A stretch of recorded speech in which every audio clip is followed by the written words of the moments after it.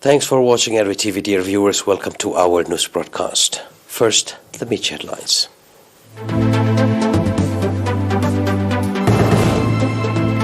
Independence Day celebration in Washington, D.C.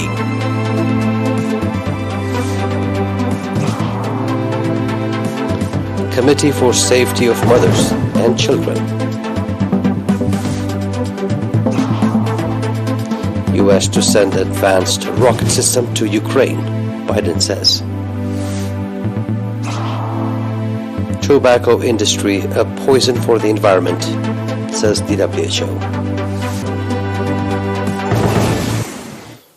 In our domestic news, nationals residing in Washington and its environs celebrated the 31st anniversary of Independence Day under the theme Independent Choice, Backbone of Our Pride.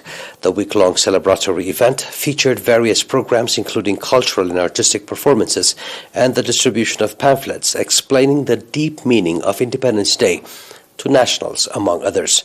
The event also included sports competitions in which about 5,000 children participated, as well as an official ceremony on 29 May in which over 2,500 nationals took part. A banquet reception was also hosted in which over 50 invited ambassadors, members of the diplomatic corps, heads of institutions, as well as friends of Eritrea took part. The governors of Virginia and Maryland, as well as the mayors of Washington, D.C. and Alexandria, also issued official recognition of the Eritrean Independence Day and sent messages of congratulations. Two members of the city council also presented deliberation focusing on the heroism and determination of the people and government of Eritrea. Speaking at the occasion, the Charge d'Affaires at the Eritrean Embassy, Mr. Burhana Gabrahiwat, called on the nationals to develop awareness and strengthen participation in the effort to preserve the victories so far achieved.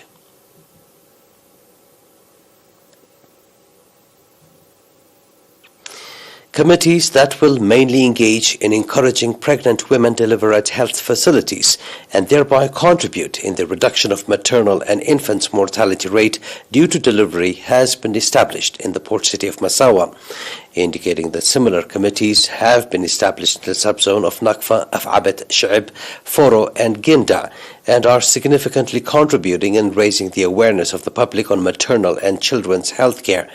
Mr. Zedengil Gregorios, head of Family and Community Health at the Ministry of Health branch in the Northern Red Sea region, said that with active participation of the members of the committees and commendable participation of the public, maternal and child death rate has significantly declined.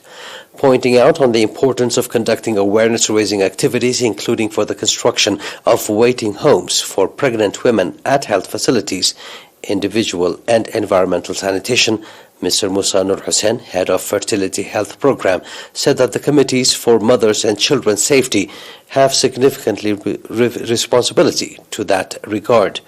The participants of the event conducted extensive discussion on the agendas raised and adopted various recommendations.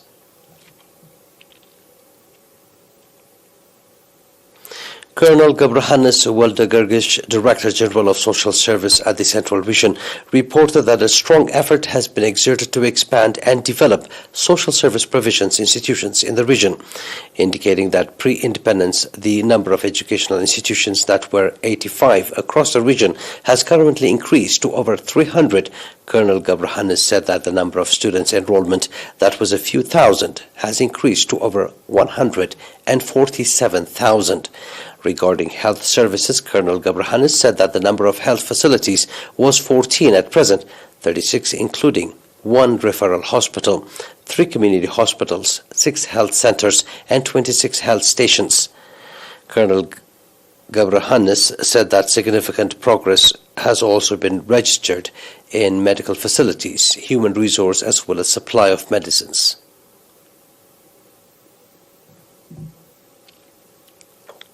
Announcement from the Ministry of Health.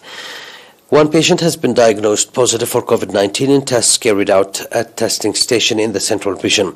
On the other hand, one patient who has been receiving medical treatment in a hospital in the Central Region has recovered fully and has been discharged from the facility.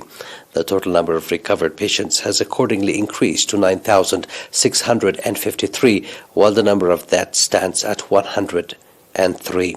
The total number of confirmed cases in the country to date has increased to 9,766.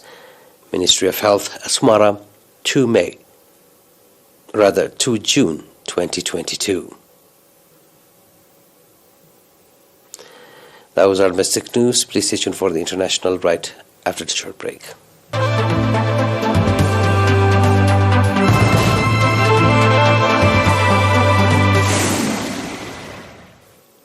The Biden administration says it will send Ukraine a small number of high-tech, medium-range rocket systems, a critical weapon that Ukrainian leaders have been begging for as they struggle to stall Russian progress in the Donbas region. The rocket systems are part of a new $700 million tranche of security assistance for Ukraine from the United States that will include helicopters, Javelin anti-tank weapon system, tactical vehicles, spare parts, and more, 2 senior administration officials said on Tuesday. The officials spoke on the condition of anonymity to previously view the weapons package that will be formally unveiled on Wednesday. The U.S. decision to provide the advanced rocket systems tries to strike a balance between the desire to help Ukraine battle ferocious Russian artillery barrages, while not providing arms that could allow Ukraine to hit targets deep inside Russia and trigger on escalation in the war. In a guest essay published on Tuesday evening in the New York Times, President Joe Biden confirmed that he has decided to provide the Ukrainians with more advanced rocket systems and munitions that will enable them to precisely strike key targets on the battlefield in Ukraine. In the latest report by the World Health Organization, tobacco is one of the world's biggest polluters, from leaving mountains of waste to driving global warming. The report, dubbed, covers the impacts of the whole cycle, from the growth of plants to the manufacturing of tobacco products to consumption and waste. And the report, released on Tuesday, May 31st, to coincide with World No Tobacco Day, the WHO accuses the tobacco industry of causing widespread deforestation, diverting badly needed land and water in poor countries away from food production, spewing out plastic and chemical waste, as well as emitting millions of tons of carbon dioxide.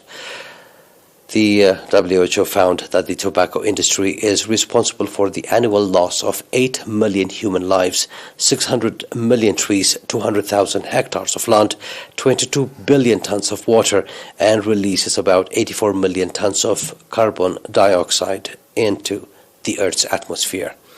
A recap of tonight's headlines.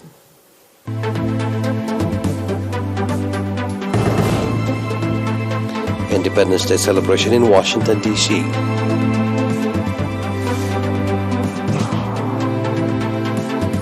Committee for Safety of Mothers and Children. U.S. to send advanced rocket systems to Ukraine. Tobacco industry, a poison for the environment, says the WHO. That was our news for tonight, dear viewers. It is good night from us.